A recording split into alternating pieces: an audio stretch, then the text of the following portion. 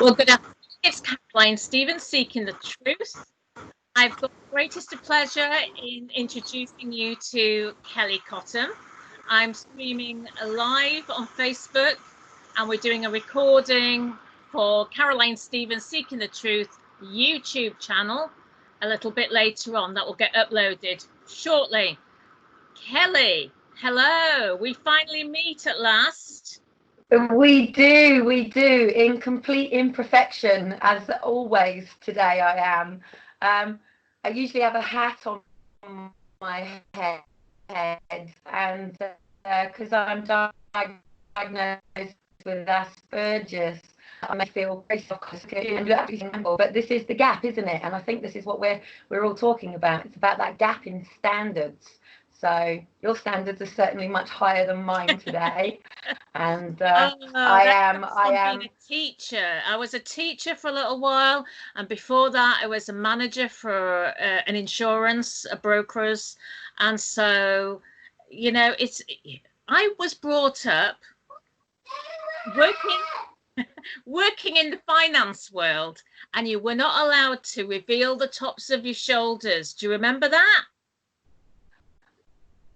Oh, I went to Egypt and I didn't realise how cultures are because everybody was rushing to cover my shoulders. Yeah, so yeah, and now as you get older, you want your shoulders covered. But anyway, I digress. So Kellie, can you tell us a little bit about yourself, please? Okay, well, I'm living down in the south of the UK, here in Portsmouth at the moment, where I was born, but I wasn't raised here. I ended up sort of being in around Headley Down, Guildford. It was the most sort of stability that I sort of have, but I wasn't living the normal living with my mum and my dad and having nans and granddads. I was considered the dysfunctional family, and it was at a time and in period when dysfunction didn't exist in the perfect world that people were able to maintain, because when you control the media, when you control the papers, you can make things seem better than they are, and you can make things appear as you like. So in the times when, say, my mum was born and I was born to a mother who just turned 16, she was pregnant, it was a time when it was the Magdalenes and children were soft to comments. 15-year-olds just could not walk on the streets pregnant. They would have stones thrown at them, condemned and very bullied. But my family were a divorced family. However, when I was at school, I seemed to be the only person that had stepmom and, you know, the diverse family that comes with it. So very soon in my life. Sorry? Can I just interrupt you? It was a little bit broken. I'm hoping it will all settle down, the recording. So did your mum have to marry your father? Well, this is yeah, that's how they saved me. I was actually going for adoption and it was all going through. I was taken from my mum, and it was actually my nan. My nan was the first sort of year to come through and go, no, my granddaughter is not being taken away, we're not doing this. And my nan sort of stood that ground. But it was a difficult time between my mum and my nan as well. You know, it's a difficult time for anybody when there was a teenage mother. But then my parents got married when I was 3. So literally just after my first birthday, they got married. That annulled the adoption, and they lived as mum, dad and me for 6 months. So that was probably a long time. I can't remember any of that. That was, yeah, I was 3. I've heard lots of different stories, but from that, unfortunately, it wasn't a time where we had social services. And what would have happened to me? I would have been passed off to something like the Magdalene Sisters in a convent, and I would be one of them stories that we're all hearing about now, all those stories that have come out through the child abuse inquiry, which went, sorry, not the child abuse inquiry, the adoption inquiry, which went on very secretly in the end. They actually hid the inquiry. And as we know, so for those that don't know, basically, my time and era, we went through what was called historic forced adoption. Now, people are only just starting to hear about the coin and term forced adoption, which Ian Joseph has spoken about for a long time. Now, I know your audience may not understand where I'm coming from. And if I just sort of say, I was born with a condition that nobody understood. I was born with a condition called Ehlers-Danlos syndrome, which basically means that I don't reproduce collagen in the same way as everybody else, and I sublocks and dislocate my joints. I don't know if it's something that your camera can see, but you might just see my knuckles moving around slightly there. Oh, right. And then okay. on my finger joints, they will pop out. And no, I don't wear a mask because I have vocal cord dysfunction as well. So basically, I came out of the womb a very floppy baby. And unfortunately, I didn't come into the world where I had parents that were, and I don't think anybody comes into the world until maybe this generation, where when we bring children in the world, we're not asking what do they want to do when they grow up. We're actually just raising children to be who they are and to just love life and the world on a daily basis, rather than this caged education and institutions that we have, which come out of the same era. What people don't understand is we're in a change of generational beliefs and values, because at the end of the day, we as human beings and spiritual beings should be, because we've been in government and sort of religious and royal battle for so many years, and it's only now that people are starting to think about the game of chess and go, hang on a minute, there's kings, queens, knights, pawns, what's going on? It's only now that people are even actually understanding that our monarchy is actually German. It's only now that people are starting, instead of having history forced down them in school, where we used to go, Henry VIII had very many wives, he liked to chop and change, try again now. My headmaster, and it wasn't until now I've understood it.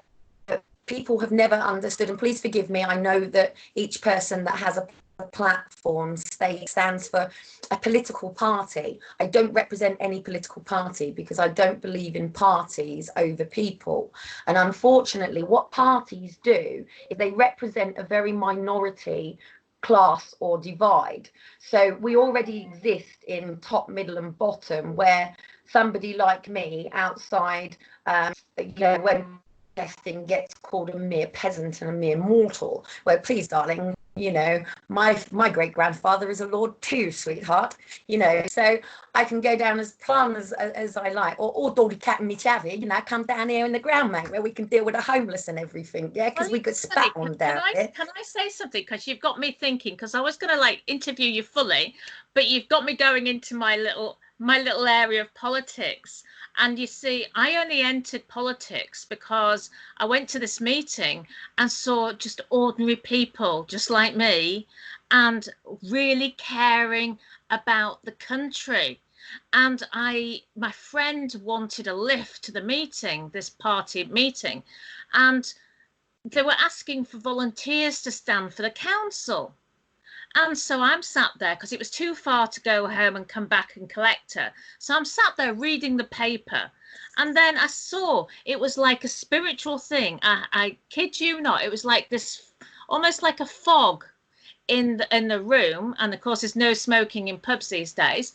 And they were saying, is there anybody else that would like to stand and take our country back? And I just saw my hand going up in the air and I'm thinking, what is going on here? And I stood for council and I wanted to do the right thing, but it didn't float my boat. It's just talking about lampposts and pavements, because I walked the streets, dare I say it, with two guys. They put me with two guys in their mid-60s, about 70. And those two guys, one of them had lots of ailments. He could hardly walk. And they both helped me. They told me what the EU was all about. And I just thought, this is just absolutely outrageous. And there's no point in talking about lampposts and paving stones because the big action is out there. So I understand. And, you know, it was so hard standing for parties because I had to fund myself and I'm a housewife. Yeah. So you see, the ordinary people can't get represented anyway. And you know what I did was I had two people who said, we like Caroline, we think she'd make a good MP. And one gave 2,500, I think, and somebody else gave 5,000. And then the rest of the money, because it costs over £10,000 to run a campaign, Hence, and all the I'm petrol not running. using.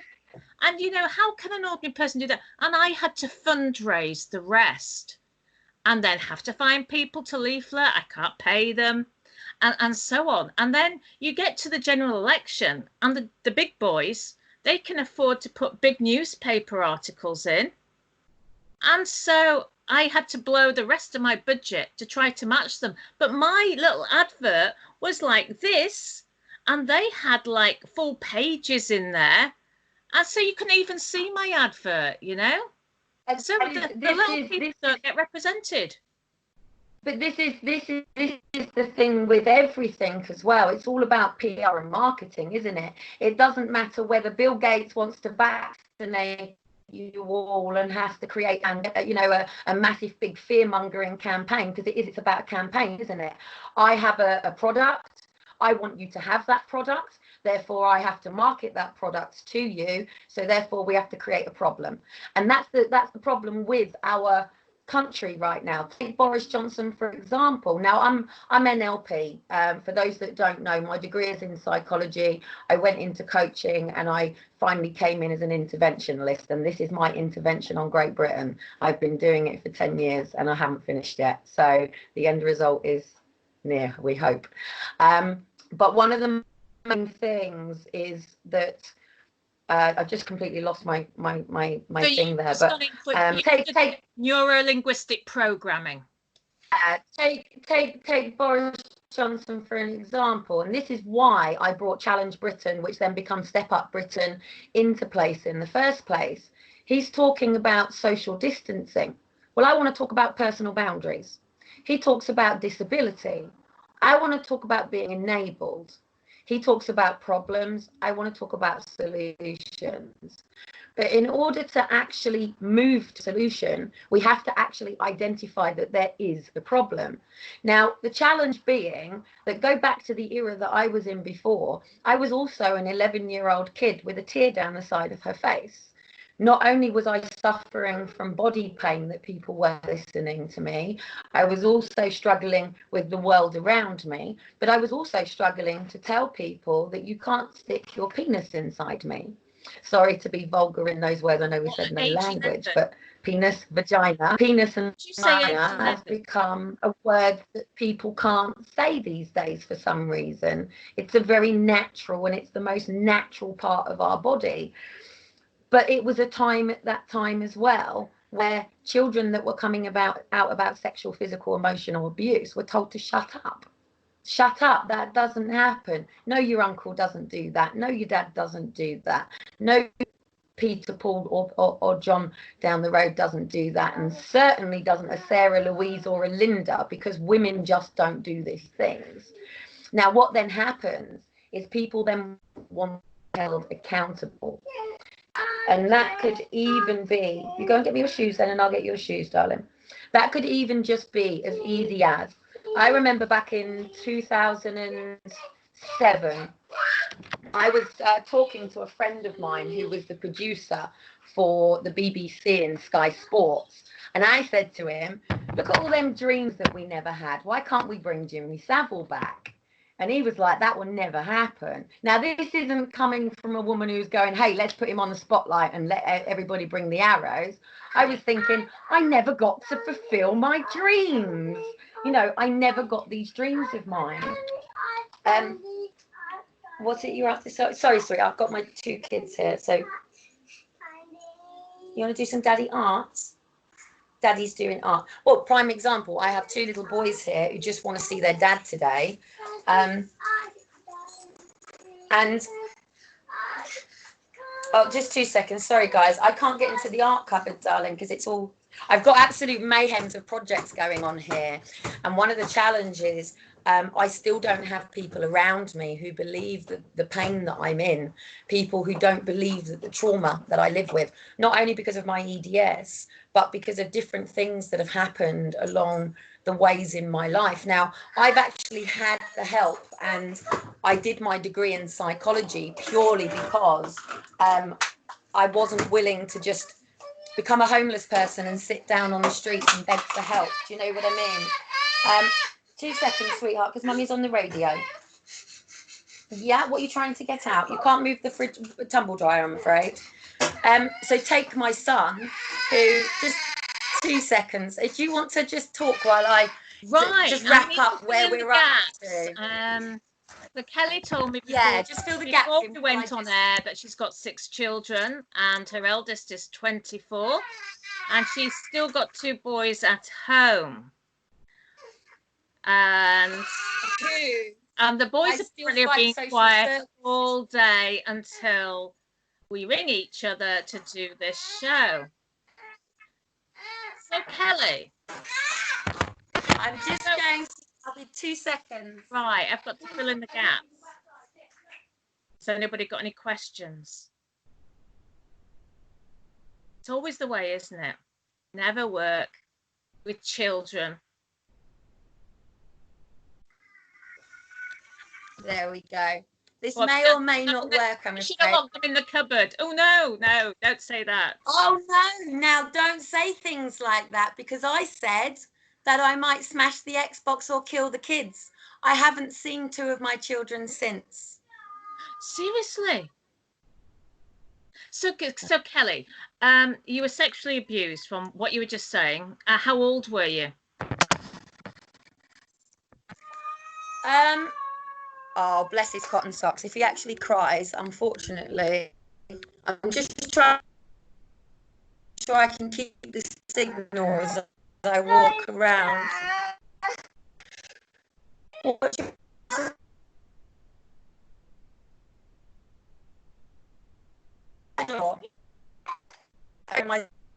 Are we still? This is it might actually make more people come out, to make people realise that you don't have to be perfect and things do go wrong, and you don't have to wear makeup, and you don't have to have your hair done, and children do cry. They do want your attention as a mother when you're trying to do something, and that doesn't make you bad, because I've had all of these things. I put my career before my children. Well, that wasn't the case. I was trying to find a way as a mother to provide for a level that means that my children can go snowboarding. That right now I could, prior to a radio station, be able to fly Amber over to Trinidad and say, can you take the boys out for an hour? Now, we live in a world that is based on basic fundamentals. You want to go outside? Yeah. Go on then, let's see what we can do with this signal. Let's see if we can do this, just to head downstairs into the garden quickly. Let's see if this will work. Otherwise, children will keep... You've got a secure garden, yeah?